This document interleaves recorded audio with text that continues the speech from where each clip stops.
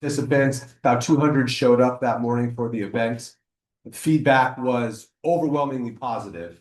And so we're just grateful to have that. And when I saw that we were on the agenda and Damien let me know, I was very excited to see us on here. Of the feedback for improvements from some of the participants in the event, one was they wanted age group awards. It was a small event, so we only did first, second, and third overall for male and female. And the other thing was it was a little narrow at the start, and I think that was because of our spot at Capriola Park of where we had to narrow down to the sidewalk and then spread back out. That's why we're asking for permission to start here in the common area, head down via Como to the path. So I plan on being here for the whole meeting. I don't know how long these typically take, but I'm also the volunteer director for the Rock and Roll Marathon on the Las Vegas Strip. So I have a volunteer director call with all of my volunteers at 8 o'clock. And one thing we want to point out is when we did the race, if any of you came to the park before or after the race, or were on the trail before or after the race, it's like we were never even there. We took care of everything. We cleaned up after ourselves. And I did notice that still from a race that happened back in October, there's still paint marks and stuff from a previous event, but it certainly wasn't us. So I just want to make sure that everyone does know that. So thank you again for allowing me to speak today. Paul, where's the start location that you're looking to achieve? We would like to start it just right in the center there, right behind Romano's in the courtyard. So the Solista Park. This is what he's referencing. And then we would head west on Via Como to the path, and then the trail would, and then the course itself would still remain 90% of it being on the path there, because it's only 5K, so it's basically from Volunteer to Bicentennial and back is right around 3 miles. Okay, thank you. Appreciate it. Anybody else that would like to comment or questions on the agenda items? If not, we will move forward. Thank you very much. So prior to the approval of the agenda, the board has been made aware that we do need to add an agenda item for this evening as an emergency agenda item, which is the violation lien procedure. What the purpose for this agenda item is to establish a limit for fine accounts to be sent to collections, which was not currently in our collection policy.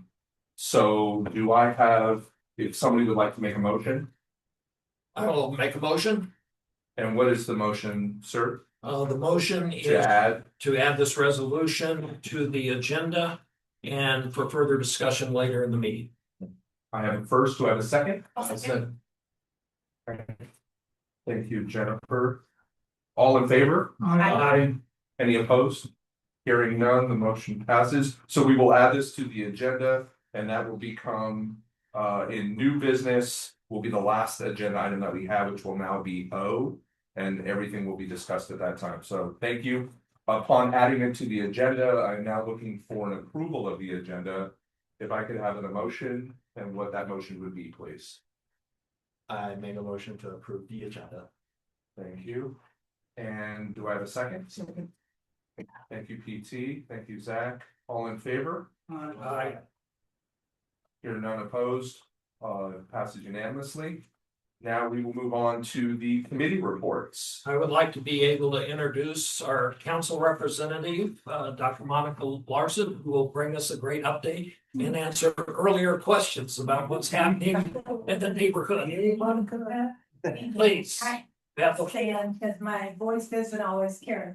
Hi everyone, it's nice to finally be here and see you all. I'm Monica Larson. I live here within the community right up the street. And it's finally nice to be able to be here in person with you, so I'm grateful for that. A couple things. First of all, in case you didn't see the email, I tried to let people know, you might have seen it when you were coming in as well. There's a major accident right now on Anthem Broadway, so they have it blocked off from Volunteer all the way to Hampton. So from what I understand, it's 3 vehicles, 1 individual's in critical condition, so pray for him. So I pray that he pulls through, but I just wanted to give you a heads up, it's gonna be closed for a while. So not to start on a bad note, I'm just letting some. Sprouts. I'll go into the infrastructure and other things. Sprouts is well on its way. We've signed a contract, thank God. They're supposed to, begin construction. By the end of this month or the first week in February, so it'll be right where the roundabout was redone. So it'll be adjacent to where the casino is going, it'll be to the left. So they'll begin at the end of this month, thank God, because it's nice to have another option. I'm grateful for Albertsons, I'm grateful for Bonds, but Sprouts, we always need a little extra competition. I love Sprouts, by the way. But they'll also have like a strip mall, it'll be about 5 stores and it's supposed to be a restaurant. I don't know what it is, because I know I'm tired of fast food too, but just so you know. We not determine who goes in those places, the developer determines who signs the lease, so. But they are where we need restaurants, real restaurants that you can sit down in. But so there will be a restaurant, some other retail. You saw the mix, well, in that little space by the roundabout, there's gonna be a McDonald's, a dental store. An urgent care, 24-hour urgent care, and another restaurant. So that's what's going in the middle. And then to the right, adjacent of where the Sprouts will be, is where the casino is going. But in addition to the casino, they're also building the equivalent of downtown Summerlin. So we'll have outdoor retail, outdoor restaurants, a movie theater, bowling alley, so we'll finally have some amenities here. And so we don't have to travel, not that it's far, I mean, I'm from California, traveling is like 30 minutes to go 2 blocks, but it's still nice to have something here and there. Okay, so, and I was speaking, to the lovely young lady, you were talking about cell towers, just so you know. One thing I learned, and I'm still learning, cell towers are cellular service stinks. Here, we don't have enough. But one thing I learned, I thought the city did that, they don't, the FCC determines that. So the FCC determines when and where cell towers will be, and they also determine who the vendor will be. So like if you see, and they determine what it'll look like, so they vary from hideous to worse, so it just depends, but nonetheless, they'll pick whoever the vendor is, and then when you see those little rungs on a pole, then that vendor or supplier then leases to the other carriers, so that's how it works, but we have 3 that are supposed to be coming in, because we are gonna build out all the way to 15, and they know we have to have the infrastructure, they're kind of dragging their feet waiting for homes to be built.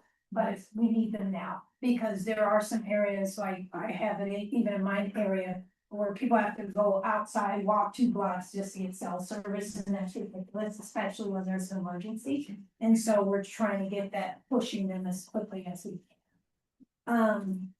I won't go through the whole list, but just so you know, that connector, we are connecting, because the front of Costco is a nightmare. And so we finally got approval. The airport was kind of giving us a hard time, and also Costco was giving us a hard time when the city gave that extra land to Costco. It actually belongs to the city. Costco didn't want to give it up, and they don't even use that site, and we need that space to be able to build that connector. So there's another entrance and exit, but the legal department is already working on that, so there will be another connector, so you know. What else? The 215 project is going on, that's gonna be 3 years, about 3 years or less for the expansion, because of all the growth. And the connector between Green Valley, so that's still going on. There's a multiple, for the infrastructure, multiple intersection traffic signal project. That's a tongue twister. It's going to be, they're gonna build traffic signals at intersections of Gillespie and Volunteer, which is desperately needed because that's so dangerous going out of there. Bermuda and Volunteer, Via Central and Volunteer, Bermuda and Erie, and Amigo and Erie. The Bermuda, Erie, and Amigo Erie signals are complete, but the Gillespie and Volunteer, Via Central and Volunteer, and Bermuda and Volunteer, they're future projects. Sometimes, and I know it's dark, by the way, but they're working on the lighting, because this area is the only area in the ward with undeveloped land. So when you see all that extra land, the infrastructure isn't built, so there's no water, there's no electricity, so we're waiting for things to develop as we can bring it through. And I know people get frustrated, and I know it's dark, But it's better that the developers pay for it than us, because that's why our taxes are so low, otherwise our taxes would be through the roof. We're the lowest in the valley when it comes to taxes, we're 77 cents per $100 assessment. We're the lowest in the whole entire valley, and we wanna keep it that way, so we're trying to make the developers pay for all of this. But it's coming, and so there's a stop sign, the director was telling me, let me think of the street. You know where it tees, I can't think of it offhand, but it's dangerous to turn left out of there. Going back way to the 15, there's gonna be 4-way stop coming, a lit one, so that you know, cause we've got requests. What else? St. Rose Parkway to Bruner Avenue, there's new roadway construction, they're in going phases. There's new development, just so you know, Anthem, we're gonna start for the entire loop because it needs it with all the traveling, there's a lot of potholes and things like that, we're gonna be resurfacing the whole entire project. You will get plenty of notice before this even starts, but, it has to be done to keep it in, constructive place. Some development that's going on, they call it Mosaic West Henderson. There's applications that were submitted for 2 separate residential subdivisions consisting of mix of townhomes and condominiums totaling 700 lots. Located on the southwest and southeast corners of Lawson Lane and Gillespie. We approved that on April 1st, 2025, so they're in the permitting stages right now, they already permitted. There's applications for 127 lot single family subdivision consisting of detached and detached homes on the northwest corner of Gillespie and Larson Lane. There's affordable housing, apartments that just, that was approved, it's on the southeast corner of Las Vegas Boulevard and Larson Lane, because that's part of the city's strategic priority. We're gonna have a housing shortage, and we have to have the affordable housing for people that have a place to call home. And I know some people, you know, they have mixed feelings when it comes to affordable housing, but affordable housing, just to remove the stigma and the shame, is not the ghetto. Affordable housing, we have police, teachers, nurses living, a lot of our city staff, because they might not be able to afford a home, but it goes to their API, to their income, to be able to give them a decent place to live. And that particular vendor, I've seen their work. It is gorgeous. They put quality product into it, so it's gonna aesthetically look pleasing to the community. So I just wanted to reassure you. And the West Henderson Field House, I don't know about that. That's behind Chicken and Pickle. They've already begun. They will be done this year. It's 160,000 square foot facility. And so it's gonna be wonderful because all of us, it's a private, what's the word, private public partnership. But it's gonna have indoor lacrosse, indoor running or walking trails, indoor soccer, indoor basketball. To avoid, provide the ability for the kids, especially in the summertime, to have a place to safely practice without the heat, and then tournaments as well. The ACEs are already talking about utilizing it for some of the schools' youth things, but it's also gonna have restaurants. It's also gonna have meeting spaces, and it's also gonna have rooms you can rent for like events and things like that. So that's expected to be done in the summer of this year, so we're really happy about that. Let's see. The last thing, don't ever give me Mike. No, I'm kidding. No. There's some events coming up. There is a Gospel Fest coming up at the city, because the city, that's one thing I love about the city. We're always trying to make sure we keep it community focused, and we provide all these free events for everyone to partake in, aside from the parks. But we have the Gospel Fest coming up February 7th, and it'll be at the amphitheater, right next to City Hall. That's coming up, and that's gonna be fun. They also have, I won't go into all of the next thing, it's called Lure of Land. It's women artists of Southern Nevada, and so we're gonna feature their women artists artwork from January 22nd through March 26th, and you can view that in City Hall. But there's a lot more things coming up. You can sign up on the Henderson Happenings and email, and they'll tell you all that. And Don't forget to sign up for my newsletter to keep you apprised about it. Yes.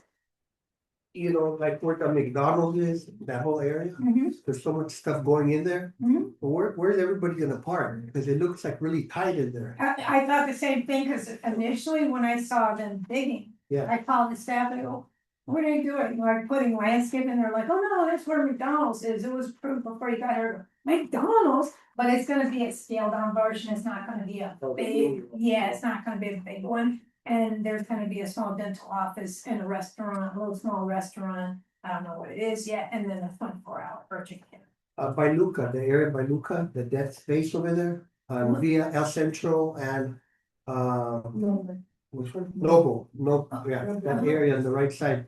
The last time they were like auctioning it or they're bidding it for that, do you know anything about what's gonna be? There's 8 parcels that were BLM land. And they're up for auction right now. So we don't know yet what's going to happen. There will be some information, not that it's in our ward, but there will be, because a lot of people know about Fiesta site. There was a decision made, but it'll come out in the news, but for sure there will be another field house to accommodate all the residents in that area, but there's some other things, but they'll put a press release and notice out about that, because Fiesta, that original developer fell through and it sat there for all this time. And so now there is a developer with a great project, it'll be more information. Yes. Okay, did you say that Sprouts is gonna be in the same area as that McDonald's or? Across the street. It's across the street. Yeah, because otherwise it'd be too much, because it's a narrow strip of land, and I think they're kind of designing it like. Kind of sideways with the parking, trying to maximize the parking in there, and then where Sprouts is, they're gonna build underground parking too for accommodate. Parking is limited. Yeah, okay, thank you. Oh, I'm sorry, the last thing, the police department, because if you weren't aware, the police department, people thought it was staffed, it was not staffed, it's been empty since it was built. The only people that were there were recruits for training, and then we started getting evening shift, swing shift. So when I got in, I said, look, this has to be a priority, because remember when we're getting hit left and right with crime? That's why. It would take 15 to 20 minutes or 30 minutes for them to get from the other side of town to here, and the criminals knew it. That's why I created neighborhood watch, because we're being hit left and right. But thank God, one of the first things I said, we gotta get the station open. And thank God our chief, I love him immensely, he came from Metro. And a good man, and so he has a different vision, so I said, please, okay, if we don't have the staff right now, at least get that front desk open. So they did that immediately when I got into office the first week, and they've been steadily increasing, and we've had the last 3 highest graduation classes. So we will have it fully staffed and operational within the next 2 months. So I just wanted to let you know, because we need it. Thank you, appreciate it, Sure. thank you for coming. Right now, we're gonna shift over and go into committee reports. Damien, wanna handle this? Thank you. And just to share with everybody, the report that the councilwoman just gave is the report that we'll put into our e-blast. We put it on the website. So you'll have access to all of that information as we've normally done every other meeting. And just thank you very much for attending this evening. Glad to have you. There's a lot coming, and we finally get to have the needs of the community met, so that's exciting, it's gonna be right here. We Not sure how to. Thank you. Thank you. So continuing on with our reports, the management update, which is the builder report, the builder update. For the fourth quarter closings, Lennar Lucer had 12 closings for the quarter, none in December. And then KD, their fourth quarter closings, they had a total of 75 units. So as of December 31st, 2025, there were 7,133 units paying assessments. This includes the 9 benefited areas that are built out, as well as 1,632 city homes as a total. So next, we will move on to monthly report by Elijah Vaca, our facilities director. So take it away, Elijah. We're gonna start with the reports for. I'm sorry, Dan, I'm sorry, was it 7133? 7133. All right, I'm sorry. Yeah. We're just, yeah, I, thank Not a you very problem. much. Not a problem. So we're gonna start with a pool report. Right now, all the pool heaters are off for the off season. Currently, 2 pools are closed for maintenance. That's Sentiero Pool and our Toll Village 7 pool.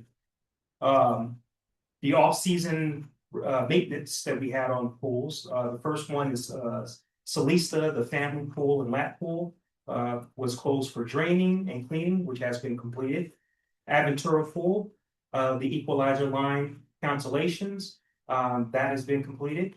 Sentiero Pool, we installed CCTVs, camera installation, which was completed. We have Potenza Pool, we had one of the access panel that were replaced, just needed to be updated. We had Aventura Pool and Salista Pool. Currently, right now, those access panels are due to be updated. They're currently still working, they just need to be upgraded. We have the Toll Village 7 pool, which is currently closed, and that's for maintenance. It's a complete remodel. So it's a replastering, the depth markers are being installed, and also we had a pump that's being installed as well. So that's currently being the work currently going on right now. We have the Sentiero Pool, the last report that we had. So we were waiting for the health inspection to be approved, which was just approved last week. So right now the work is continuing there. The hardscapes repair. So we done some pavers repairs at El Camino, one of the residentials there. We also did some repairs on Fontana Walk, a raised sidewalk panel that was repaired. We also had another raised sidewalk on Painted Glass Walk, and that was completed. We had the Salista Tower, so the rock facade, there were some rocks that came off the facade, and we went on there and had that replaced and repaired. Landscaping maintenance. The update is currently the routine maintenance is cleanup only, but we are doing trimming as needed. Repairing irrigation issues in common areas in the master as well as our service areas. We had watering that's reduced to just 1 day, some areas not at all, but as needed. And right now, currently, we are doing our tree trim, annual tree trim. We have a couple of updates regarding the fiber optic line that's being installed going from via Napoli all the way down to Larson. And there was some irrigation that needs to be replaced. Total of about 300 plants that are going to be going back in, and irrigation lines being repaired as well. Via Inspirata Bicentennial, just like we spoke about the maintenance that's happening right there at the intersection. There's some landscaping that needs to be repaired as well on the south end, which we're going to we have a scheduled walk at the end of January with the builder there, so we can go over and make sure everything's being replaced and put back as it was. We have the pocket parks and streetscapes. So we're having a lot of dog waste that hasn't. We're dealing with over 1,900 acres of common areas. As a facilities department, we put it on schedule along with other of our high traffic areas so that we can have those cleaned up weekly or daily.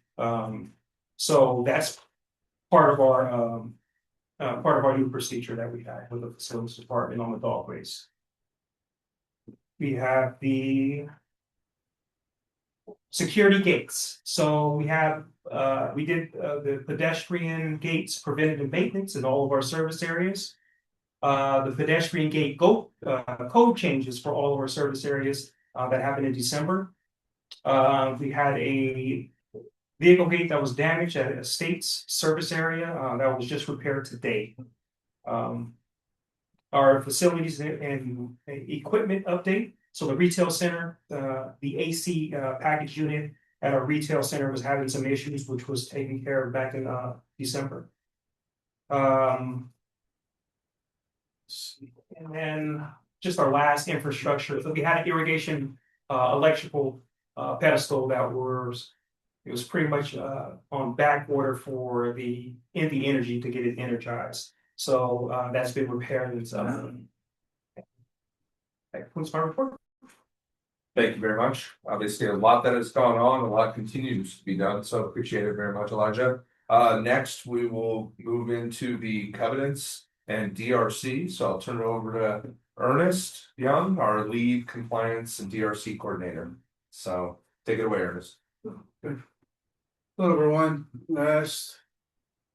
Over the last quarter, we had 3,089 letters sent out. As at an average, 2,061 of those were the early stage, just courtesy notices on that. And from that, we had 91.06% compliance rate, which is still outstanding on that. Out of that number, there was 1.45 that were invited to hearing, and out of that, 4% are in continuing fines, which is very good for the amount of letters and the size of our community that we have overall. And for the ARC design review, over the last part, we had 144 applications that were submitted. 90 of those were conditionally approved by the committee. 44 of those were staff approved, and 6 of those were all declined. So, well, thank you for the report. Appreciate it. And next, I'll turn it over to our lifestyle director, Tasha McMillan, to give the lifestyle reports since October. So take it away. All right, so since our last board meeting in October, we held our fall festival on Saturday, October 28th. We actually returned to Aventura Park because we had outgrown Salisa Park. So our theme, we had a field day theme to highlight outdoor recreation and friendly competition. So we had a series of games, interactive stations, inflatables, and for all ages. Based on our wristband distribution, we had 4,100 wristbands that we gave out, and that was for adults, 7 and 2 adults, so a little more than that. Also in October, we launched our Ghost, the One the Ghost contest. This is pretty fun. We had 80 little ghosts that people could adopt out, and they took on like adventures. We had 9 to return and share pictures of their adventures, and they won prizes from Funniest Ghost Adventure, Spookiest Ghost Moment, Most Creative Setting, and Best Overall Photo. We also hosted our Spooky Street self-guided tour for residents who wanted to have their homes viewed for Halloween. We provided a digital map for that. And we had our open enrollment for our 2026 ICA Partner Sponsorship Program. We actually have a little bit more than when I first did the report, because we had 1 sign-on today for our Hummingbird tier. So we have a total of 22 partner sponsors, and these are our local entrepreneurs and businesses and community partners who sign on to help support our events. And you'll see like their advertisements in our newsletters as well. In November, we had a School of Rock concert. These are our local high school kids, and they actually perform really good. They performed a concert on November 8th. And then also November on Veterans Day, Mr. Harlan, who's also a resident, he held a Veterans Day ceremony at the Pavilion Flagpole, where he opened it up for the Pledge of Allegiance and anyone who wanted to share stories and reflections of their loved ones. We hosted our final music bingo event of the year. This music bingos, they continue to be a really popular event on November 14th. And finally in November, we partnered with 3 Square Food Bank to host an emergency food pop-up. We had approximately 30 volunteers. We had 3 FCA volunteers and the rest were community volunteers that were with 3 Square. And we were able to service over 200 people throughout the event. So that's pretty awesome. And in December, we held our annual Winter Festival Resident Craft Fair. And based on our giveaways, this was our largest Winter Festival attendance. We had over 3,000 based on our vendor sales. And the event featured a wide variety of activations, which are our events. We had our elementary school, Ellis, they performed, and we had a Liberty High School Orchestra, they performed, and School of Rock also performed for us as we lit the tree that evening. We had 29 residents who participated in the Resident Craft Fair. We had a lot of sponsors and community partners. And then finally, in December, we held our pre-Hanukkah and menorah lighting ceremony on Sunday, December 14th. We had Rabbi Harley with the famous dancing dreidels that come from all over. They continue to be a favorite among attendees, and Councilwoman Dr. Larson was also there to help light the menorah. And then kicking off this year, we had our first vision board party last Friday, so it was pretty fun. And then the Saturday, we're having our shred, e-recycle, and donation event in the Salisa Pavilion. So if there's anything you want to get rid of, it's called Out with the Old, just bring it down and the service truck people to help you take it and load it up to the back of the truck. So that's from 8 to 2 p.m. in the Salisa Pavilion right after there. And then coming up, yeah, I just didn't know. So also mark your calendars because coming up we have our Border Buster Week, and that is the one CCSD spring break, March 16th through the 20th. And at the end of the week, we'll have our end of Border Buster Week skate party. So we're actually bringing a skating rink to the pavilion. And then we also have in March, our families can take photos with the Easter Bunny on Saturday, March 21st from 11 a.m. to 2 p.m. The community center is actually going to be turned into an Easter Bunny layer, so that's going to be pretty cool. Inside and outside, so it's going to be photo opportunities everywhere and little treats and giveaways. So Chocolates and stuff. if you want chocolate, I'll get you a chocolate bunny. And then we have our, can't believe I'm saying this, but our spring festival will be April 11th from 11 a.m. to 3 p.m. in the Salisa Park Pavilion. This year's theme is Once Upon a Spring. We're doing a storybook themed spring festival designed to celebrate reading, creativity, and community engagement. So we'll have different sections of the park that would be, we even have a direct theme. So you can take pictures of giant books, so it'll be pretty cool. So can't wait for you all to see that. We also continue to host our blood drives with the Red Cross and Vitality. They have given us all of their dates for the whole year. So you'll be seeing those come out in the newsletter and on social media. Continue to have Fresh 52 Farmers Market on the first third Saturdays from 9 to 2. They switched to 9 to 1 during the hot summer months. And we continue to work with our lovely social committee to do planning and programming for the year. And make sure you check out as part of your newsletters, the notices are on Monday and the events are on Thursday. And finally, I want to announce that we won our 2025 National Night Out Award for African County. So thank you to everyone who came out there and support our event. And we'll be having our neighborhood watch orientation if you're interested. Coming up soon, the information is going around in the newsletter, and that completes my style report. Thank you, Tasha. Great job. Well done. Next, we will move on to the Community Enhancement and Service Area Committee updates. Michaela Grossman, our Assistant Community Manager, will provide all of those. Take it away, Michaela. Hi, everyone. Okay, Community Enhancements Committee. So the Community Enhancement Committee is currently working on creating a proposal to build a community center located off of Via Contessa and Centennial. It will serve all of Inspirata, house house staff in its proposed location. The addition of a small fitness center, kitchen, meeting rooms are planned to be included with this space. Earlier this month, management and committee chairperson, Mr. Jim Mitchell, met with the City of Henderson Planning Department, and we are currently waiting for guidance on how to proceed. Management also met with previous architect that the association worked with in 2018, and costs are projected to increase from 30%. So once we have any updates, we will give them to you. Service area committees. Service area committees met in the month of November to discuss the 2026 community enhancement projects for each service area.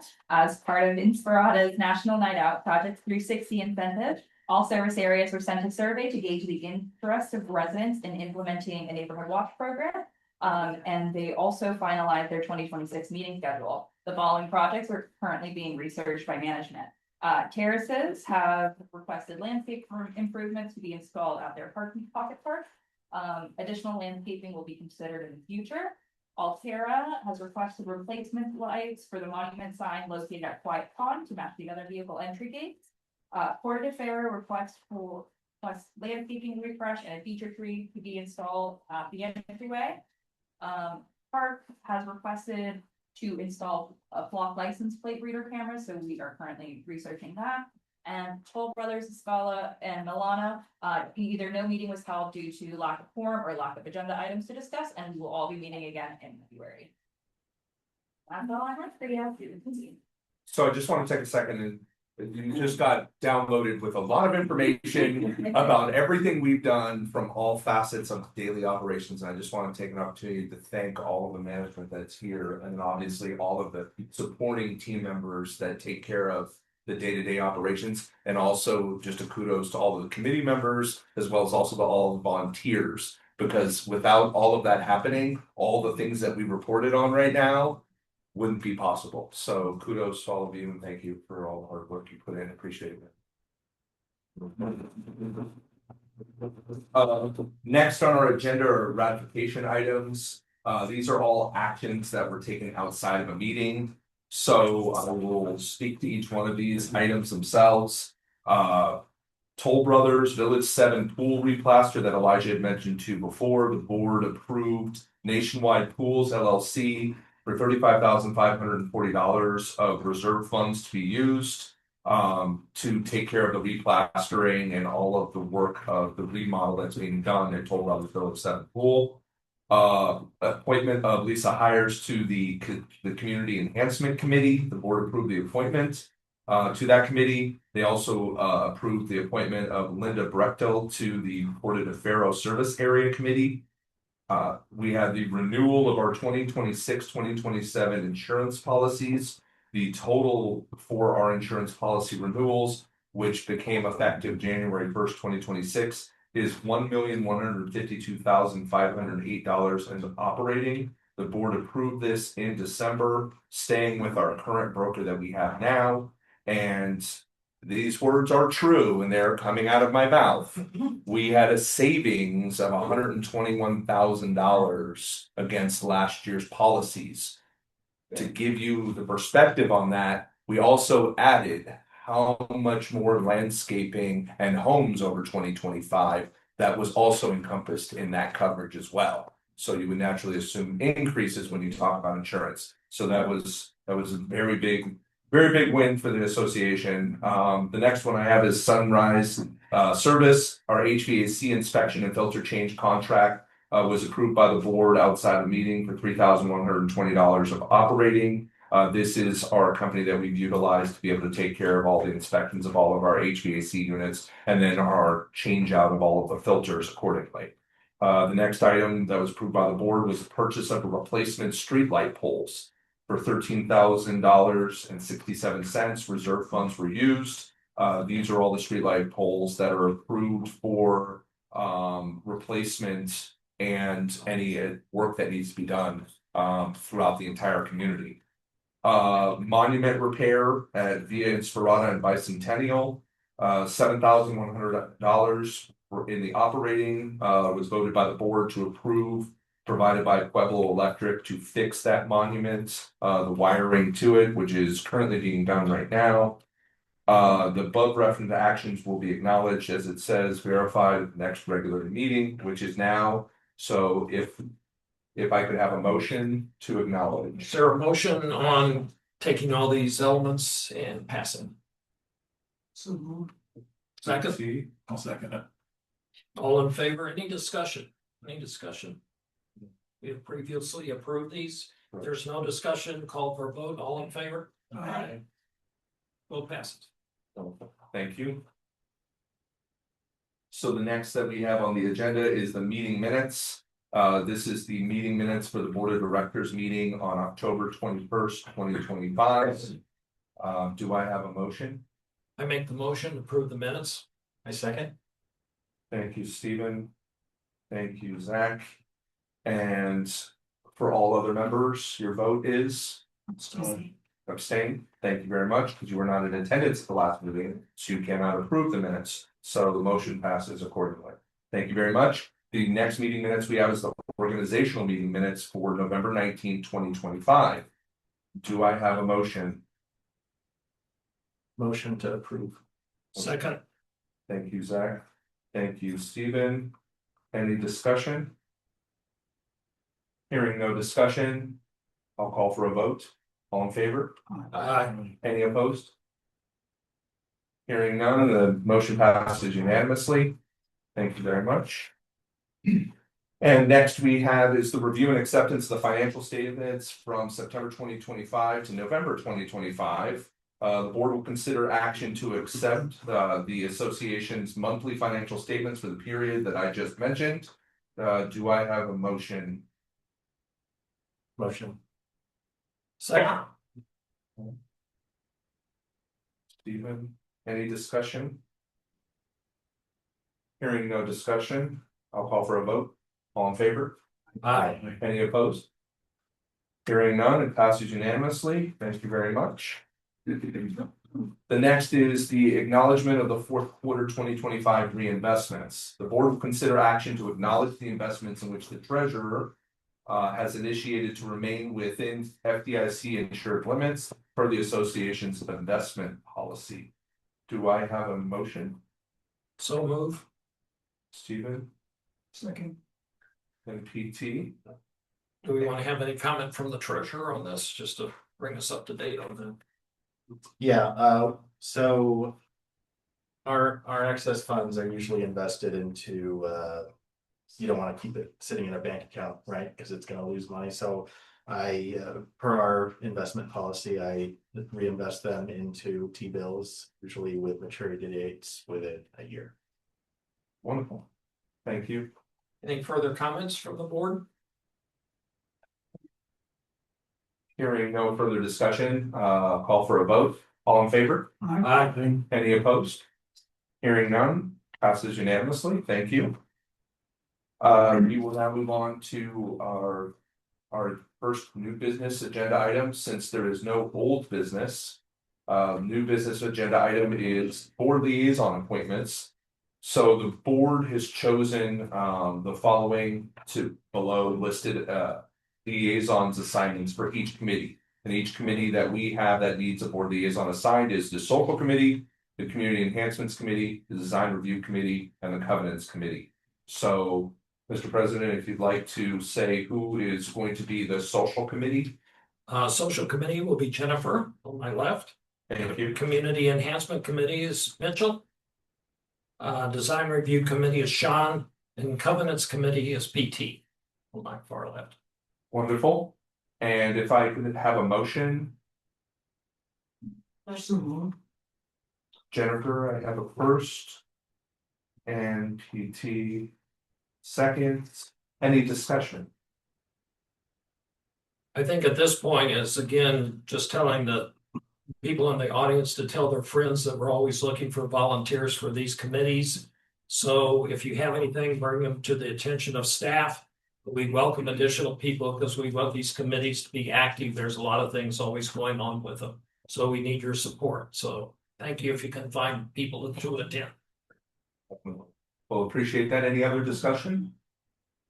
Hearing no further discussion, I'll call for a vote. All in favor? Aye. Any opposed? Thank you. The next we have here is the 2026 Board of Directors meeting schedule. The following dates are being proposed as the 2026 Board of Directors meeting schedule. All meetings will be held at the Toll Brothers Clubhouse with an executive session board meeting preceding it. The dates that are listed and have already been provided out, but do need to be approved at this meeting, is Wednesday, April 15th, 2026 at 6 p.m. Wednesday, July 15th, 2026 at 6 p.m. and Wednesday, October 21st, 2026 at 6 p.m. Do I have a motion? Motion approved. Thank you, Sarah. Second. Thank you, Zach. Any discussion? Hearing none, I'll call for a vote. All in favor? Aye. Any opposed? Hearing none, the motion passes unanimously. Thank you. The next agenda item we have is the Las Vegas Marathon. They request to utilize the association common area. The organizers of the Las Vegas Marathon have requested to utilize the bike path behind Capriola on October 11th, 2026. The first run will be on the bike path approximately 6:15 a.m. The last run will be off of the course at approximately 12:30 p.m. It is projected to host approximately 800 runners. The organizer will list Inspirada as an additional insured. With that, They have utilized this path twice before. The board has previously approved 2 prior years as well. We are, just to add for the board's awareness, we are reviewing with legal as far as for any liability exposure and whatever potential documents that may be signed. So please consider that as a part of whatever your considerations are right now to either approve or deny. So I will call for a motion. Motion to approve. Approve. I'll second it. Back. Thank you, Mitch. Is there a deadline to which we have to give the decision on, or can we postpone until we see those documents? We can, you can make your motion if you so choose, contingent upon approval of any documents that are necessary. I would like to make that motion. Okay, so going back, Zach made the first, Mitch, you made the second. Any other discussion before we consider the second motion? Would you like to amend the motion, the original motion itself, or would you like to proceed with your motion for approval? I'll amend. I guess even before then, is there any reason why we would need to decide on this sooner than later? We don't have a deadline at this moment. Okay. We obviously are trying to get in front of this way early enough, considering how long it takes for them to plan it out from that standpoint. But obviously, we will still move quickly. We've already sent in the request to legal to get a response, so I would hope to get one soon from that. So I have a first for approval contingent upon approval of legal documents. Second, Jennifer. Thank you, Sean. Any other discussion on this motion? Hearing no discussion, I'll call for a vote. All in favor? Aye. Any opposed? Hearing none, the motion passes unanimously. Thank you. The next we have is the 5K Turkey Trot 2026. Again, request to utilize the association's common area. Paul, who we have met this evening, thank you for coming, Paul. We appreciate that. Inspirada resident and organizer of the Turkey Trot 5K requests to utilize the association's common area, starting the race at Salista Pavilion on November 26, 2026, hence Thanksgiving, hence Turkey Trot. This event is independent of the Inspirada Community Association, and it's expected to host roughly 300 or so runners in 2026. This last year, Paul organized and hosted, and the board approved the utilization. In consideration for this year is whether or not allowance for the Salista Pavilion to be the starting point, which was not starting point. Cabriola Park was last time. So in your consideration overall, do I have a motion at all? I want to approve. Second. I have some just general discussion on it. This was the first turkey trot we had. We had it last year. One of the things the staff did a good job of was being able to ask all the right questions in looking at the liability, the insurance, the path impacts on the neighbors and the citizens, and we found it acceptable. And from what I've heard no complaints from anybody in the community, and I would support the continuation of this for this coming year. Okay. Any further discussion? Hearing no further discussion, I'll call for a vote. All in favor? Aye. Any opposed? Hearing none, motion passes unanimously. Oh. We have one happy resident. Next we have is our Neon Entertainment vendor requesting a hold harmless agreement. The lifestyle team has booked Neon Entertainment to provide an on-site skating rink, which Taka spoke about earlier for Boredom Buster Week. For on Friday, March 20th, 2026 in the Salista Pavilion. They do not carry the required workers' comp insurance, therefore that's why the hold harmless agreement is needed. The total cost of the service is $8,700, which is budgeted in the lifestyle event budgets. So what I'm looking for the board is in the exception of not having the workers' comp insurance coverage, it is necessary for the board to then approve this vendor to provide the services to us. So do I have a motion? What is that motion, please? Motion to approve. Thank you, Jennifer. Do I have a second? Thank you, Mitch. Any discussion? Hearing none. They don't have a workers' comp insurance? They don't have the level of workers' comp insurance coverage, that's correct.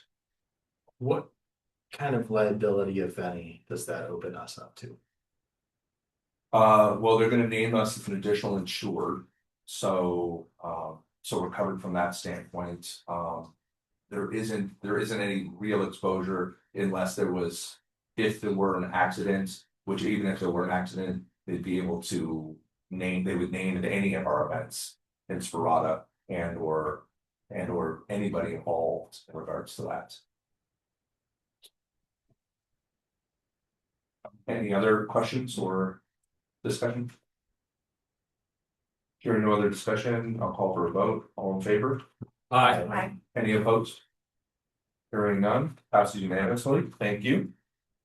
The next we have on the agenda is Nevada Illumination. It's renewal lighting contract for service areas, so all of our benefited service areas.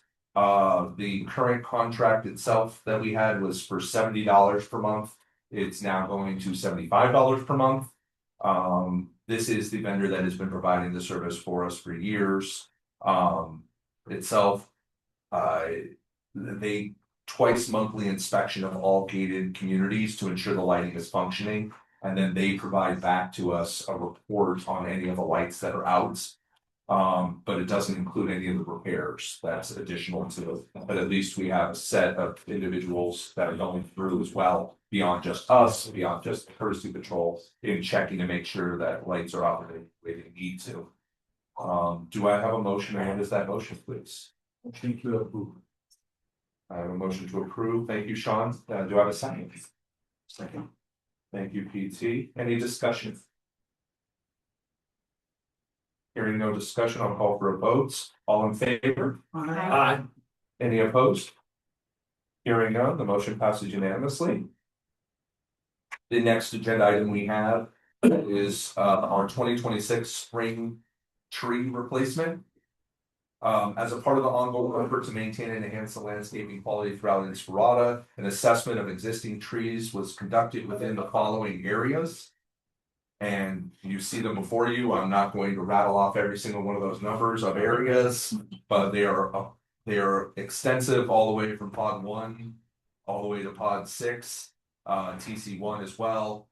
This assessment identified a total of 71 trees located in the common areas that are poor performing due to damage or mortality, and are no longer viable.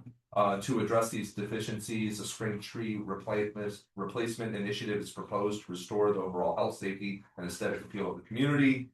Of the 71 trees identified for replacement, 25 qualify as warranty replacements and were provided at no cost. Brightview, who is our provider of our landscaping services, submitted a proposal for the replacement of the remaining trees with a total proposed cost of $42,957.79. This is a budgeted for item, and the budget for this year under landscaping extras is budgeted for $262,500. So that would be the spring replacement, the fall replacement, and then anything subsequently that we have throughout the year. The two biggest pieces is spring and fall, when we time those. So staff recommends approval of the proposed spring replacement project as outlined to address existing landscape deficiencies and maintain the overall appearance. Do I have a motion? So move. And is that a motion to Approve this. approve? Okay, wonderful, thank you. Sean, second. Any discussion? Hearing none, I'll call for a vote. All in favor? Aye. Any opposed? Thank you, hearing none. It passes unanimously. The next portion of the spring is 2026 spring plant replacement. This is for the Escala benefited area specifically. As a part of the ongoing effort to maintain, they have identified 56 plants located in the common areas. due to damage and mortality that are no longer viable. Of the 56, all are identified for replacement. So we got a quote from Brightview, submitted a proposal for the replacement of the plants, the disposal of removed plants and irrigation emitters with a total proposed cost of $3,038.33. Staff recommends approval. The budgeted landscaping extras for Escala are $1,200. That is budgeted for. Do I have a motion? Vote to approve. Thank you, PT. Do I have a second? Thank you, Mitch.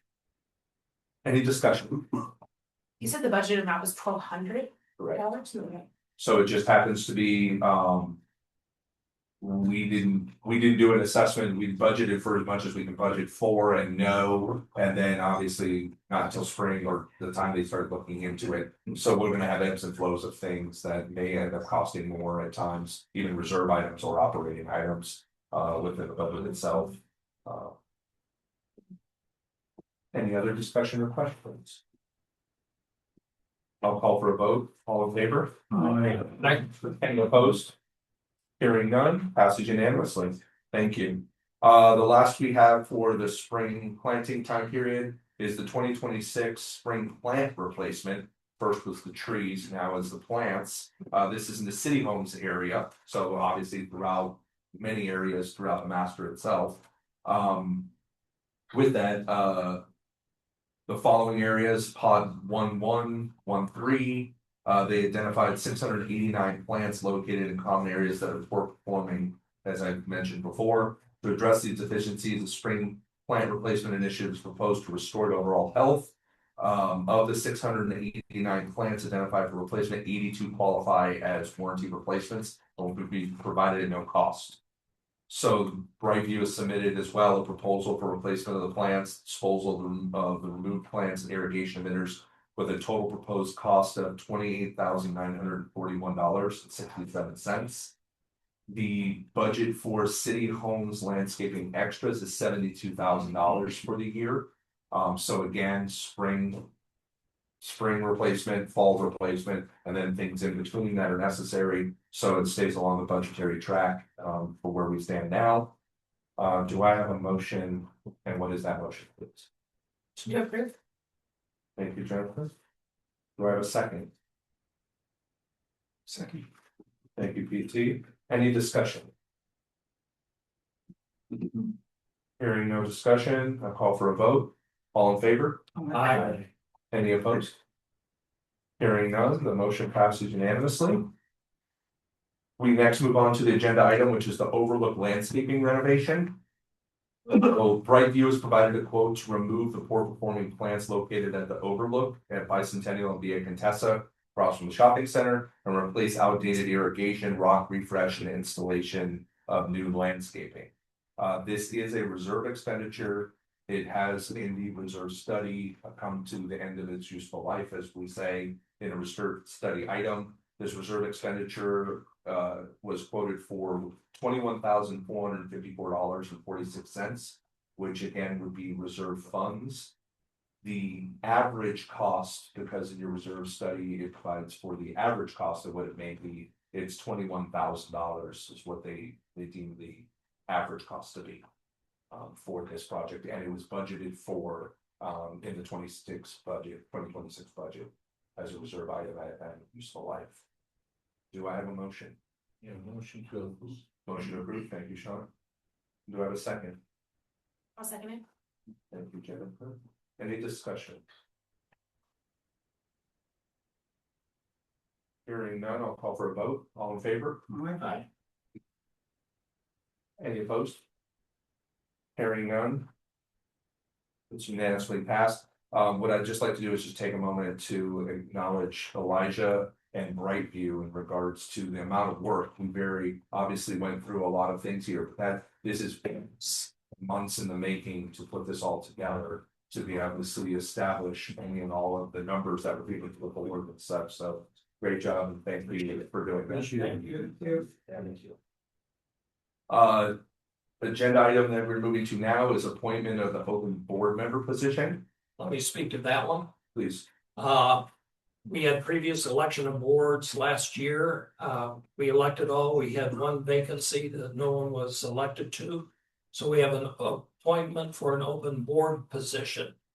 As such, basically, we asked for a request for people who are interested in this position. The board received requests, or rather bios of interest from two homeowners, Paul Chow and Kent Carlson. The board members have received those bios and have taken a look at those.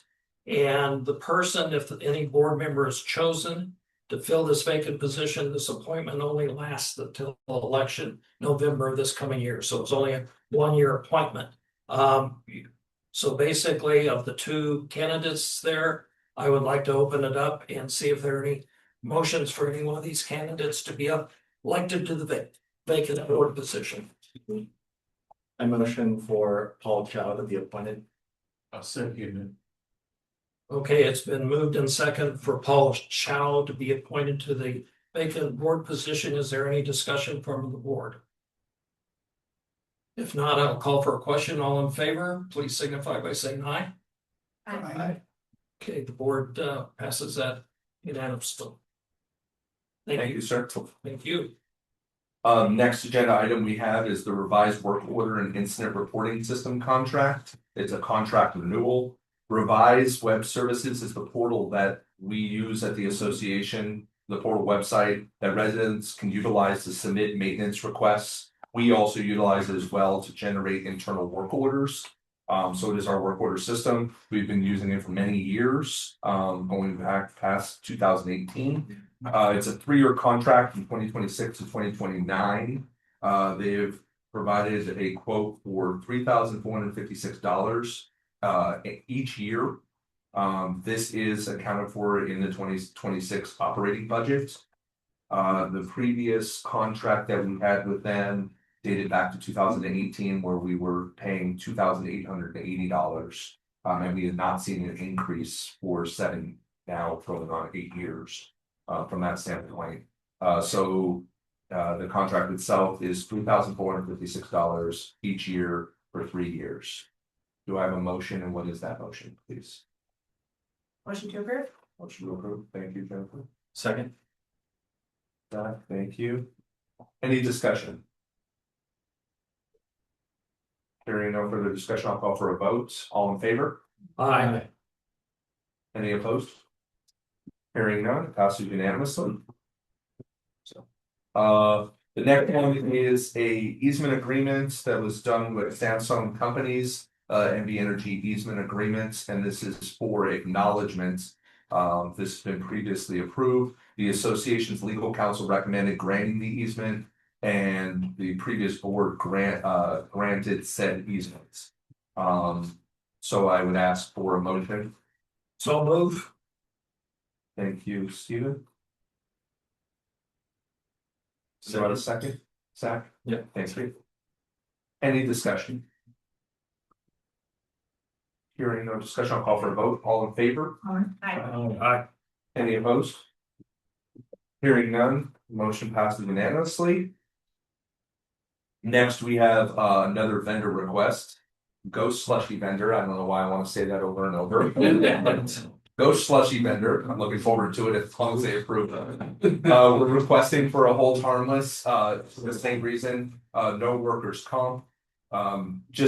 I probably should have given this, I did share it with the board, but I should have said it just here. In many occasions with lifestyle vendors that we potentially utilize, depending on the scope and size of their business, is what type of levels of insurance coverages they may or may not have.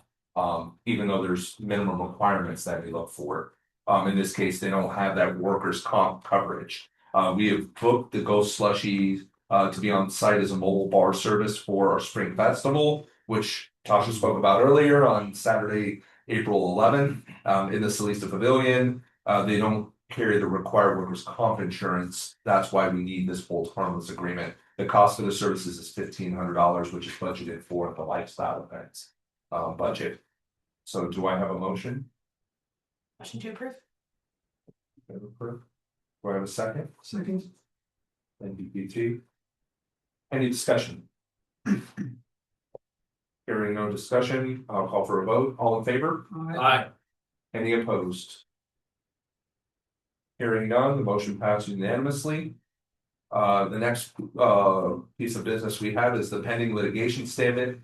So per NRS 116, the association must provide a pending litigation statement in every resale package to potential buyers. So all of you should have gotten that. This statement must be reviewed by the board of directors on a quarterly basis. So this is just for acknowledgement that we have updated the resale package. We have the appropriate litigation letter in there. Do I have a motion? I move that we accept and include it in the. Thank you. I have a first. Do I have a second? I'll second it. Thank you, Jennifer. Any discussion? I think we might want to point out to those in the audience that we reviewed this and basically before and have seen nothing that is coming up that seems to impact the association at this time. As one of the items that's in the executive session, the board goes over any and all litigation. And then updates are provided through resale packages and other means as it's needed. Thank you. Any other discussion? Hearing no further discussion, I'll call for a vote. All in favor? Aye. Any opposed? Hearing none. Motion passes unanimously. So we are on to our second to last item. Milano paver maintenance, sand seal and repair. So the Milano gated, this is our gated community, entry pavers experience normal wear and tear deterioration due to age, traffic, and environmental exposure. Areas of the paver system show signs of movement and joint and sand loss, which can impact both appearance and long-term stability if not addressed. To restore the entry's condition and maintain a uniform, safe, and visually appealing entrance, repairs and maintenance are recommended. The scope includes removal and replacement of damaged pavers totaling 51.75 square feet, along with cleaning, sanding, and sealing approximately 2,316 square feet of existing pavers to enhance durability, improve appearance, and extend the life of the surface. So we did receive a quote, which you have in your book, for $7,729.75 to have this work done. This was budgeted for Milano. It is a reserve item and was a planned expense. In the reserve study, it gives an average cost of $8,800 from a cost to do this work.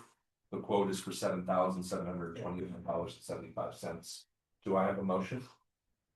And what is that motion, please? Motion to approve. Thank you, Zach. Second. Steven, second. Any discussion? How do we determine that how many spots that needs to be resurfaced? Who determines? Myself and the vendor. So every time there's an issue that, that reserve item, we go out and we go out to the site and we view what actually needs to be replaced or repaired. And this is based off the reserve study, but we don't wholly go off the reserve study. We have to have eyes on it to see what actually needs to be done. Any other discussion or questions? Hearing no other discussion, I'll call for a vote. All in favor? Aye. Any opposed? Hearing none. It passes unanimously. Thank you. And then our last agenda item, which is the emergency agenda item that we added to the agenda at the very beginning. This is the violation lien procedure. This is establishing a limit for fine accounts to be sent to collections. Currently, the association sends delinquent assessment accounts to our contracted collection agency, LKG. Once the account has become 90 days past due with a balance of $550. So in order to ensure consistency with the delinquency assessment accounts, compliance accounts should be sent to our contracted collections agent, LKG, once fines have accrued to and 90 days past due. So what I will ask, and we suggest that we approve this proposed violation lien procedure so that it establishes when people could be sent to collections, and that timeline. So you have the resolution before you itself, and the process, if so approved, would be that this resolution would be mailed to all homeowners as the proper notification by NRS 116. And then You're afforded 30 days before you start the process. Management recommendation is for 45 days, just to allow for a little bit more time for receipts and or the mailing of it as well. And then it would become effective after that. So do I have a motion? Motion to approve. And yeah, motion to approve. What is the dollar amount that you'd like to establish? 550. So it will be in line with the assessments as well that get sent to collections. So a motion, if I understand the motion correctly, Sean, is a motion to approve the resolution for a threshold of $550. Is that correct? That's correct. Okay. Do I have a second? I'll second them. Thank you, Mitch. On discussion of this resolution, I also would like to request a letter go out to those people that have overdue fines at this point individually, separate from any public notice. And that they be given a chance to pay those off before this resolution goes into effect and it gets turned over to a collection agency. Thank you. I appreciate that. We will note that accordingly. Any other discussion? Hearing no other discussion, I'll call for a vote. All in favor? Aye. Any opposed? Hearing none, passes unanimously.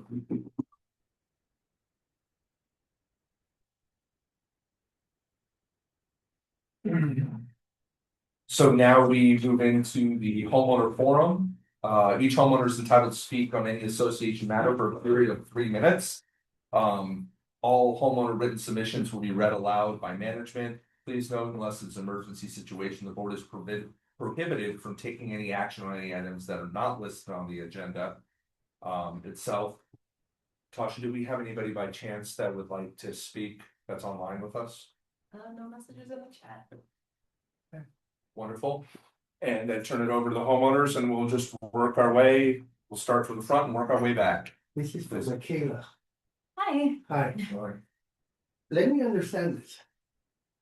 So you guys approved the clubhouse No, or you didn't? no, approve? nothing. No. Oh. So we're very much still in the planning stages of community enhancement. KB granted the association a massive plot of land. And as part of the Community Enhancement Committee's goals to improve the community, they are looking to build a community center that is available for use for the entire community. But we are still at the very beginning of planning stages.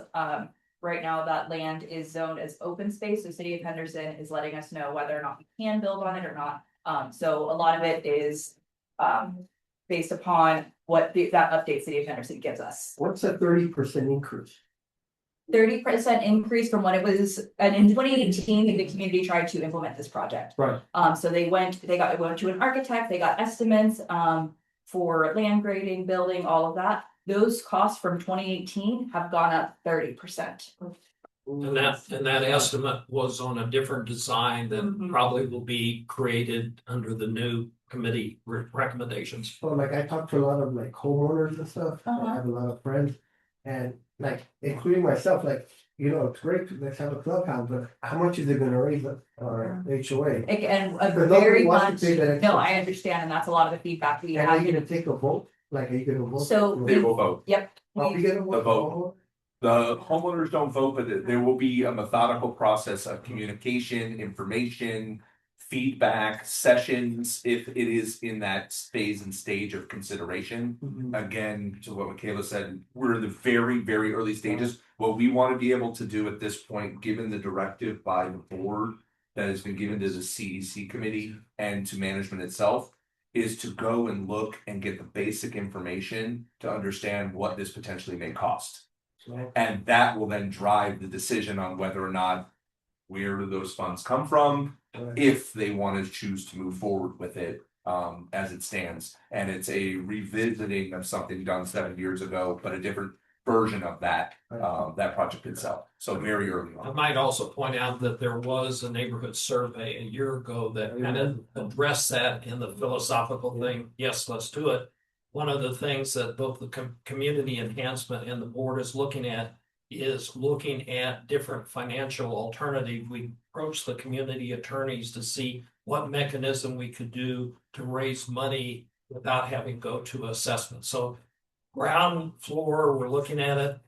Yeah. new eyes. I you can say it that way. but not very pretty. Just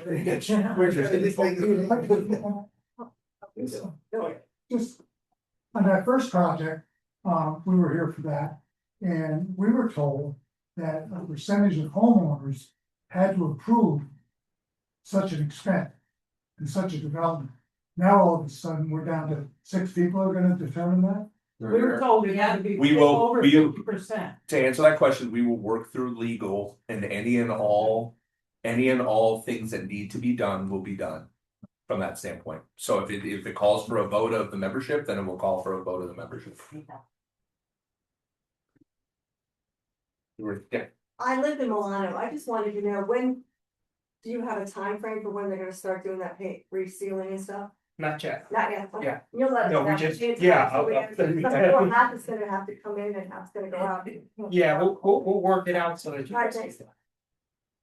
we're doing it tomorrow. We We got we're ready to go, they're waiting out back. No, we won't, I promise, we will tell you, we're not that fast. No, we will let everybody know well ahead of time. Please. Please, Mr. President, I'd like to be recognized. Certainly. My name is Kent Carlson. I live on the west side hill over here. And I just want to give an update to the members who live here and the board.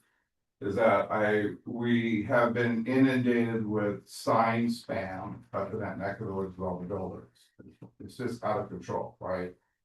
So working with the city, code enforcement, I just had the 7th sign removed out of that area up there because I had to take the upon myself to get this done, including one that had to be physically removed. I have 4 others of signs that have been put right next to fire hydrants, which causes a community problem in case there's a fire, just to let everybody know. So there is a new tagger that's been running around spray painting a whole lot of stuff on a hill over there. I'm glad the council members around because maybe a lot of those are city transformer boxes. And I'd like to, let you know where the locations are. Maybe if we can meet one of the inspectors out there. Right. It's great. Thank you. They did one by us too. Yeah. And the kids. I have one more thing, we'll switch to where we did. Thank you, Kim. Please. Me again. Anyway, I just want to say thank you guys again for approving us for our event on Thanksgiving and like to invite everybody out there. We'll have to save the date coming up very soon with that. But also for the I'll also talk about the the Las Vegas Marathon event that you guys are still pending on approval. Love to see that out here as an endurance athlete. I'll probably be participating in it. So I appreciate that. However, perhaps maybe ask them to clean up after themselves because one of the things they didn't clean up from 2 years ago on that path. I don't know what that's called. There's still spray paint on the floor on the thing out there. And then there's still turnaround markers and stuff out here. And more honestly, the main reason as someone who uses those paths all the time, I just don't want to look bad on us in the community when it's not taken care of because the group, our group of that put this race together. There's 6 of us that then we get volunteers to come out and help us and really have a good time. We had probably 80% of the people who were so excited about this event last year asked if it would come back. I'm like, I got to talk to the HOA, we'll see how it goes. So we're very excited. Thank you very much. Thank you. My name is Katie Buckwalter, and one thing on what I assume the clubhouse is a capital improvement. The new proposed clubhouse that's being talked about. I am absolutely positive that the management team and the board will take a look at all aspects of it, but I do assume that most CCNRs are written that any capital improvement has to be voted on by the membership to a certain threshold. I understand from what Michaela was saying is that or what you were saying, sorry, Stephen, that Yes. there was a survey that was sent out. Myself, my daughter, who bought in here, we bought in here in July, so we weren't part of that survey. And it would be interesting to know how many new residents have turned in, have come in that are probably not aware. I think there probably needs to be a lot of communication about what is gonna be happening with that proposed clubhouse and, anyways, just more communication is better than not, because you don't wanna have people coming in with shorts and torches saying, how come I didn't know? We live very close to Santiago Park. I spend at least 3 days a week over there with my 2.5-year-old grandson. And, it's a wonderful place. There are pet waste stations out there. The whole thing that you guys talk about with a lot of dog waste and stuff like that. It's great that the waste stations are out there, but there's no bins. And so you literally, you might be over here getting bagged, but how far do you have to walk to actually get rid of the bag? I'm sorry, so is this in the actual park or the streetscapes? I'm just noticing it in the park, Okay, in the park area. The stations are there so you can get a bag, but there's no bins. That's In- true. In my neighborhood, yeah, in my neighborhood, which I live in there, every pet waste station has a bin. I know that whoever's coming in to pick up the garbage, I don't know if that's part of what they do. But anyway, just a suggestion, if you really want to get people to deal with it, I think you've got to make it easy for them to put food where it needs to go. The guys did a great job landscaping Santiago Park, but kids are gonna be kids. And the landscaping that was put in between the play structures, all that landscaping has been trampled. It's almost non-existent. I would recommend that facilities, maybe the landscapers take a look at pulling out anything where you're gonna notice where kids are gonna be running back and forth. so the actual park, it falls under the city of It does Henderson. fall under the city. But we, Part of it is maintained by the HOA and other part is the city. Oh, okay. it's the Got it. streetscapes, so the streetscapes around, as far as on our side, are maintained by the HOA. Got The it. interior of the park is maintained by the city of Henderson, but we have a good relationship with the city of Henderson, Yeah. so. Yeah. But I'm like, but I don't do this personally, I've tripped on emitters. And my grandson has tripped on emitters where there's no plants anymore because the plants have been transplanted. Okay. And so you could potentially have a safety issue happening, especially with the number of kids. that come. Let me ask, have you put in a request on the contact Henderson? I have not yet. Okay. But that's something that I will. Okay, so when you do that, if you don't get a response, which they're very good with responding, you can definitely go ahead and contact me. And then just give me the number, what it pertains to. Yeah. And then I can go ahead and reach out to them. I mean, because those guys are, they're working constantly. We see it here in Capitola Park, it's Solista. So if there's something that's small that they can take care of, I can just let them know right then and there and they'll go over and take a look at that. Yeah, that is, I think the watering day is on Friday, coming in on via. Napoli. Yes. Napoli. There's city homes on that right hand side, there's like 3 emitters that are shooting on. I keep trying to remember. but Is it on the city home side? It's on the city home side. That's us. Yeah, Okay, so I'll take care of it. and I just happened to see it on Friday when I was going in to babysit, I don't usually babysit on Fridays, but. I wanna thank the board. I've been on boards of directors, I applaud you guys for getting through an event like this in this quickly amount of time. You guys are doing a great job. Thank you. It's recording. It's recorded. It's, you triggered That's one. a few things, so I'll keep it brief. Streetlights, you brought that up earlier, because I've seen some requests floating around. I'm not always on social media, but like you said, we put it in contact Henderson, because I don't see it on HOA, but there's some streetlights that have been out throughout the community. But we aren't always aware, and like you said, if it's put in through contact Henderson, they actually track that. But just so you know, I was made aware by the director, there's only 3 staff members that replace all the streetlights in the entire city. Wow. So if it takes a couple of weeks, we only have 3. But the good thing is, there's these new lights that we are replacing throughout the city. And those have like smart technology, so it actually notifies the city when they do go out, so they can change those out right away. Cause I know we're doing some of that in Anthem already. At first, they were opposed to it, like, no, it's a good thing, because they wanted the aesthetics to look the same, I'm like, they don't make those anymore, these are more efficient, so that's why.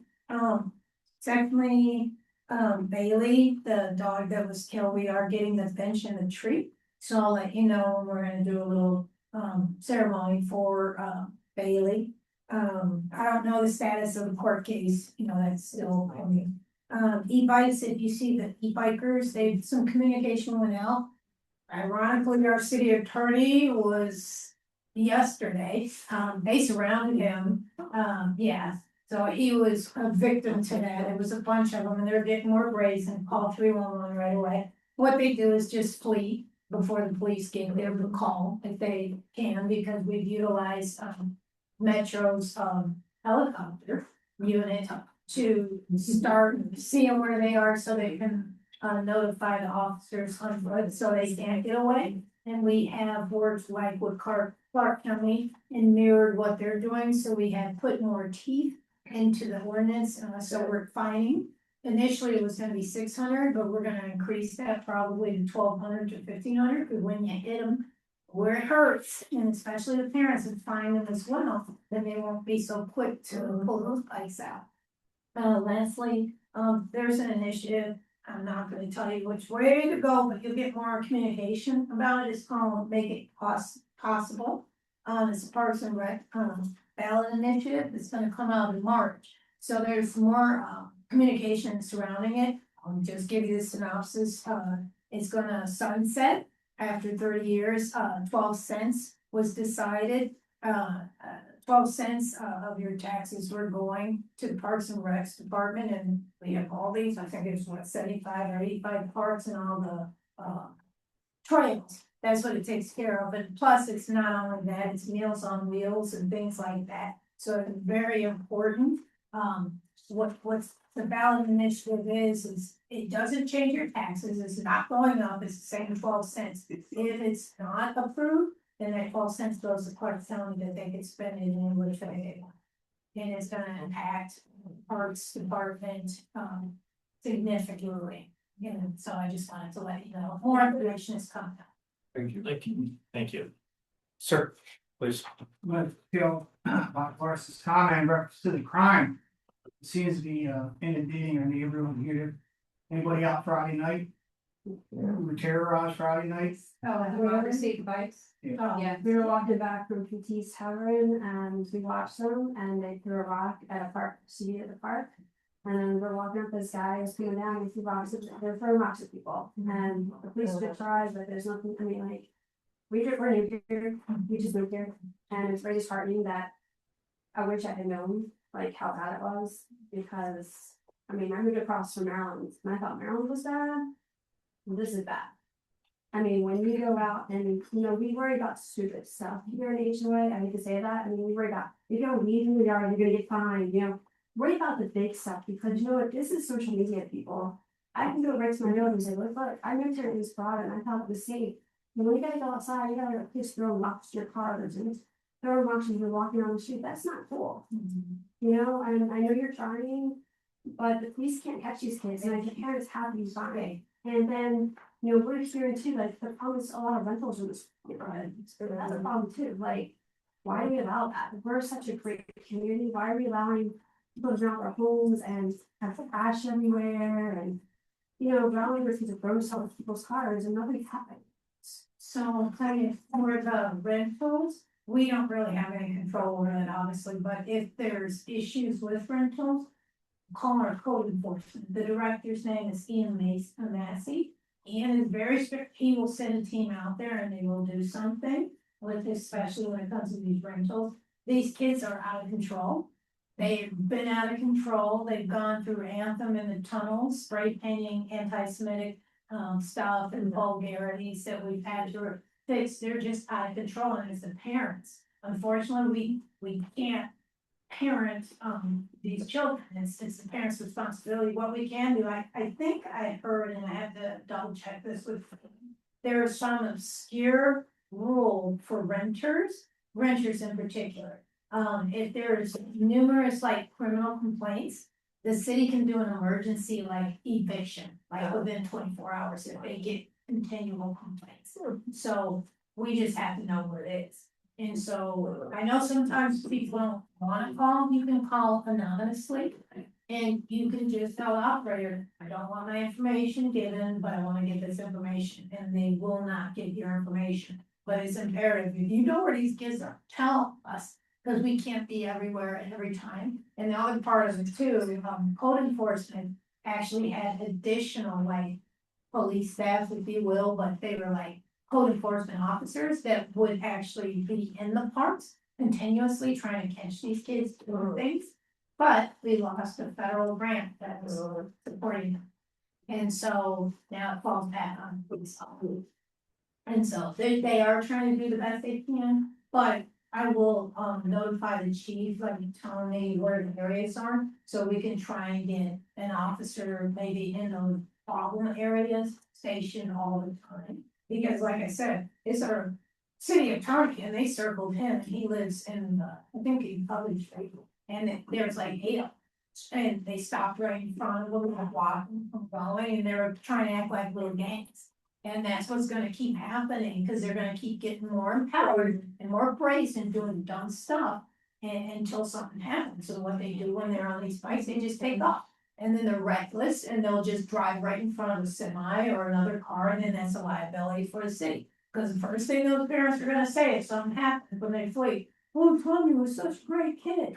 You know what I mean? Not saying he is, but it's not, the parents gotta start posting this stuff, it's the police are doing the best they can, but.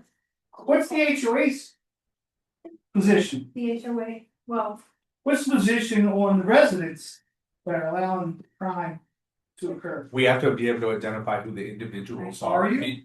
Well, please allow me to answer. Okay. We have to be able to identify who the individuals are and know what homes they belong to be able to take any enforcement. And if we don't know that, then the best course of action is police. Contacting law enforcement, but we don't know where they live. The HOA cannot take any action because we don't have a household that those individuals belong to. Why? And that's what I'm asking.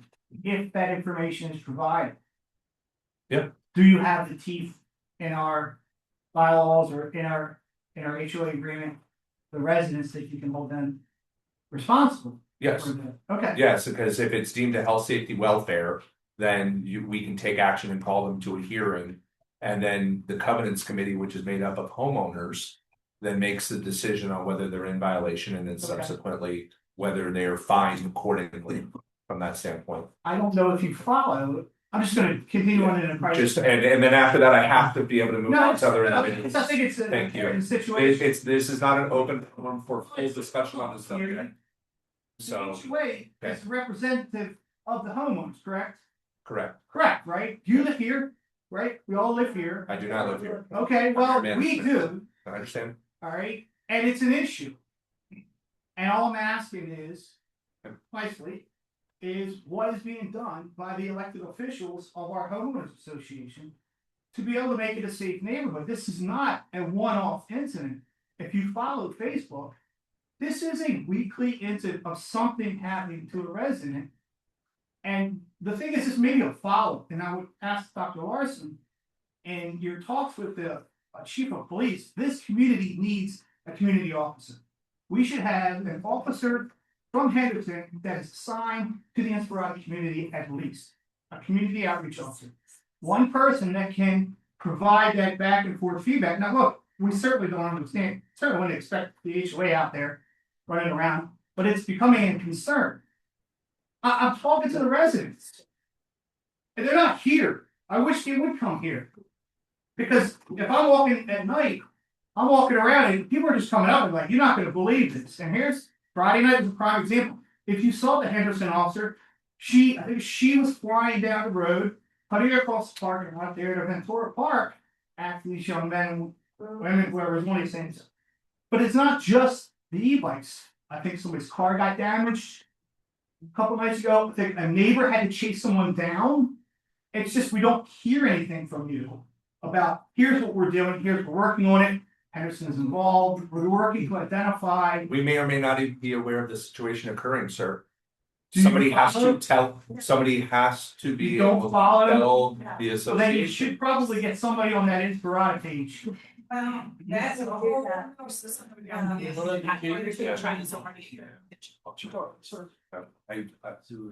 Harold, and then I'll back up to the front. Quick suggestion.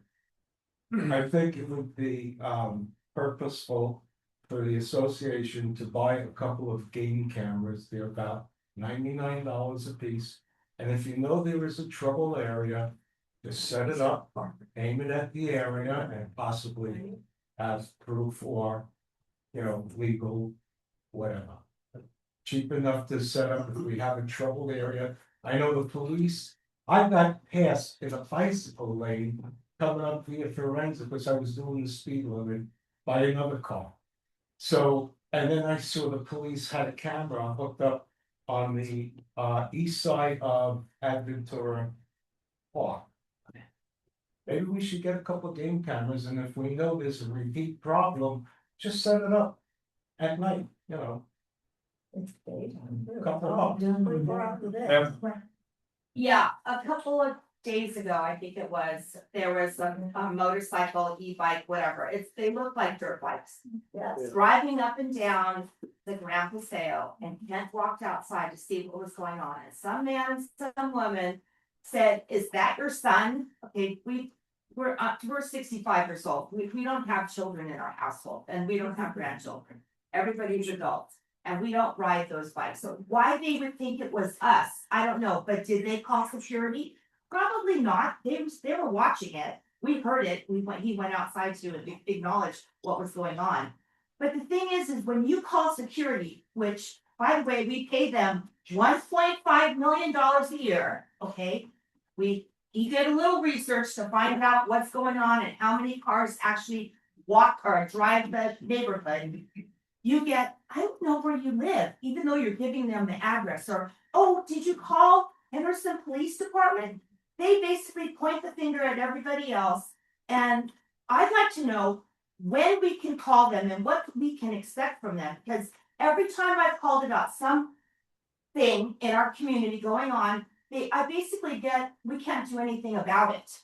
Or we're gonna note that and we're gonna give it to the HOA members. I don't know if that's the management company or the board, but then at some point, I'd like to know, what are you guys doing about it? Because all they're doing is notating it, which we could do that with a phone call directly to one of you guys. And you guys make the note and you do something about it. But the likelihood of anything getting done, it's my experience, nothing ever gets done. And we're paying so much money for what? May I follow up, please? And this is my second, I was waiting.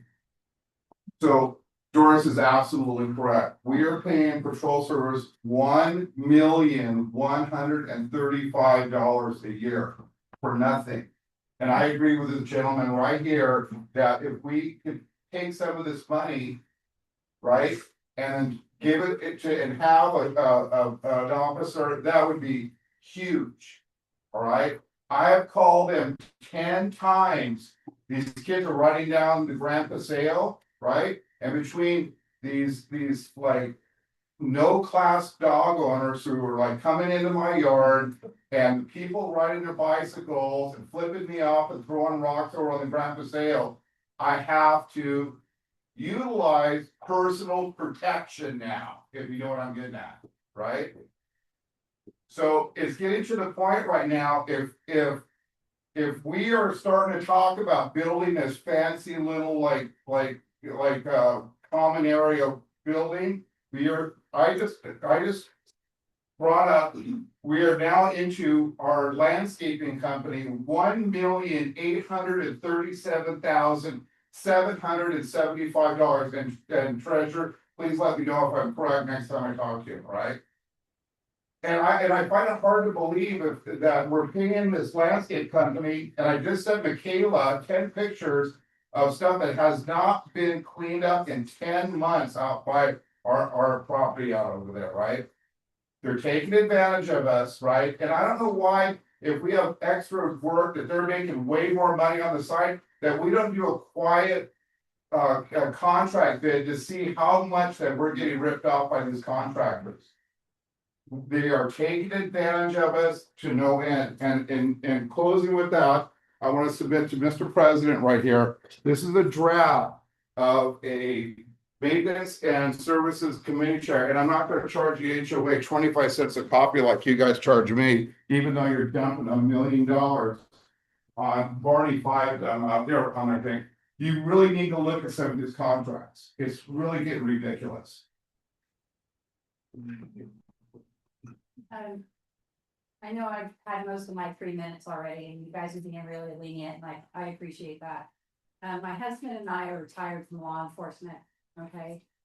Correct me if I'm wrong, Inspirata is a development which comprises both private area, streets, and city-owned streets, correct? Okay.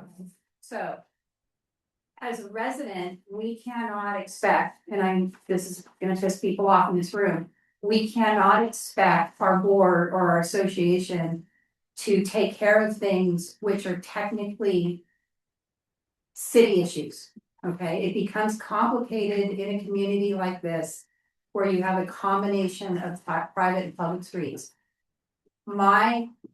I co-own my house with my daughter, which is why I'm here. My home is in a guard gated community up the hill, Club at Madera Canyon. We pay $500,000 a year for 24-hour, 365-day a year patrol services. Armed? Okay, hang on. Armed? They're not armed. We don't want them armed. Believe me. Okay. But let me say this, what's the point that I'm trying to make here is. I don't live in a bubble. You do. I don't. Okay, let's keep it down That's to not the productive. conversation. But the Please. point that I'm trying to make here is. Criminals are gonna find a way to commit crimes. There is nothing that any of us can do to stop this. We had a rash a couple of years ago of kids that would jump in our fence and running around and breaking into cars. People leaving their cars unlocked. People left their guns in their cars unlocked. Okay, which is stupid. But regardless, our entire neighborhood got into a big uproar and we're complaining about what our security services weren't doing. We have 11 square miles of streets. When that security guy is in front of my house, the guys that were breaking into vehicles are on the other side of the neighborhood. They're not that stupid, okay? You have kids that vandalize, you've got kids that parents don't pay attention to what their kids are doing. If you see something, you've got to say something, and we can't sit there and blame the board or the association for inaction. The more that we contact the police department for things, the more services we're gonna get. What you were saying about having somebody dedicated to this neighborhood, same kind of thing would happen. They'd be over here. The vandalism and stuff would happen over here. There is no way to solve it. Now, That's not with all due respect, I do not expect. Excuse me, no, you have your time. I do not expect the Excuse HOA me. to protect me. You have your I'll time, protect myself. and this is not done. Buddy. I'd like to make one point. I understand the frustration, because we've all had in our lives criminal aspects happen to us, so we understand that. The point I'm raising is that you know that this board is thinking about those concerns that you have. We've been frustrated also. When I first got elected, I went and met with police officials to see if we could improve everything. To the gentleman's question earlier about budgets and overspending on everything, when we had our finance committee meetings on our budget, we went through the budgets and we asked questions, is there duplication, can we save money? So we're thinking in those terms. What we do, and if you're not noticing, is that Damien writes down comments you all make, and then we sit back and we talk about them and we see if there's a structure we can go do it. The other point I'd like to make, we're very privileged to have at least a spokesperson from the council person showing up, that when we bring these things up, she seems to have other ways that we can go. So having said that, you have an active board that is listing. So don't discount that, please. That's fine. So, you know, so like he's saying, the things that he's saying, like if there's an emergency, I can't even call the police. Cause we live next to each other, we don't get reception, like my doctor called me and I have to go outside and talk to her. I get a lot of job calls and I complained about it the last time with Damien, remember? I'm by Luca over there. So when are these cell towers gonna come up? Because it's like, it's so bad. She spoke about it earlier. Yeah, she did. The FCC is the one who does it. It's not the association. Yes. We have nothing to do with it. Is there anybody who hasn't spoken yet? Ma'am? Hi, just curious, cause I'm just overhearing everybody talking about this. Is there like a public P&L statement, profit and loss statement that for us to review? And is for the finance committee, is that a public committee meeting where we could attend it and kind of like vote or get feedback on things like that? I can answer that. Any homeowner is allowed any homeowner record. That's what he was stating. Okay. He was stating that because he was given all of those and he's been analyzing them. So you have the budget sent to you in the mail. So that's already provided annually. What President Grogan was speaking of was that there's the budget workshop that we have annually when we do the budget. But the financials can be given to any homeowner every single month if it's requested to management.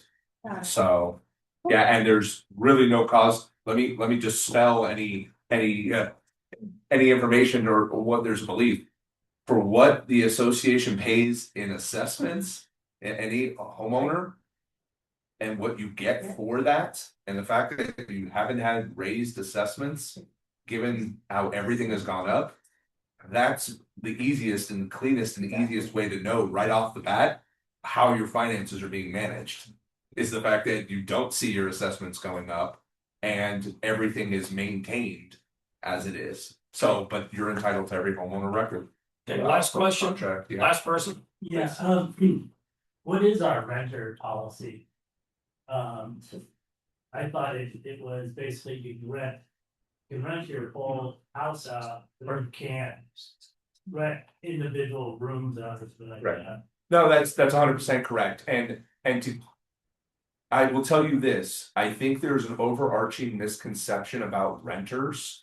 Because I know more homeowners that are problems or challenges or violators than actual renters. And if there is a rental problem, and when we say rental problem is somebody is violating, it doesn't matter whether it's the homeowner or the renter who's violating. We will send violations accordingly to, and ultimately the homeowner is responsible for them. So there isn't a renter problem in the community itself. Because you wouldn't even be able. I'm not saying that. No, but I'm speaking broader to what your comments are and also other comments about renters. You don't even know if it's a renter or not a renter, and if you do know it's a renter, and or it doesn't even matter if it's a renter, if you know that there's a problem with your neighbor or 5 houses down, make us aware of it. We don't do anything different. We will send violations to both the homeowner and the renter as needed. Okay. So, and it's a year, is that correct? I would like, no, you had your time, you can talk to us afterwards, we'll sit right here. It was misconstrued for a second. I wanna make it's a gentleman's statement. If it came off as us against you, it wasn't that. All I was asking for was if there's any involvement, if you would you involve yourselves to get us the information that things are being worked on? That was it. Thank you. That's what I was trying to clarify. I would like, yes, last one. That's why I waited, I wanted to hear all this stuff. My wife and I are homeowners 9 years, and I think one of the things that has to be done is to thank Damien and his team for providing the services they do and keeping the costs, our dues constant. It's amazing, you pick up the paper, watch television, you've got HOAs around this area where it's 10-20% more, 30% more, and yet we get the same amount year after year, which to me is amazing. So I wanna thank Elijah because he squeezes his vendors, Tasha squeezes her vendors. You do a good job, and I'm also, it's also glad to hear that Zach does not invest, he got less in T-bills and does not invest in crypto. So I think we ought to thank Damien and his team for keeping Good job. things the same. Unfortunately, it's like the standard, which is hard to keep Yeah. year after year. I would like to ask a motion for adjournment. Do we hear a motion? Do I hear a second? Second. Any comments, any other comments from the board? Hearing no comments from the board, I want to appreciate everybody for coming tonight. We are listening. We appreciate your coming. Please come again. And I call for the question. All in favor of adjourning, signify by saying aye. Thank you. Great job. Great job.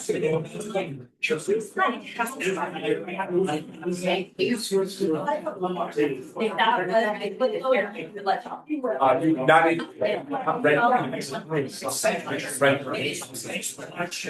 Yeah, so no.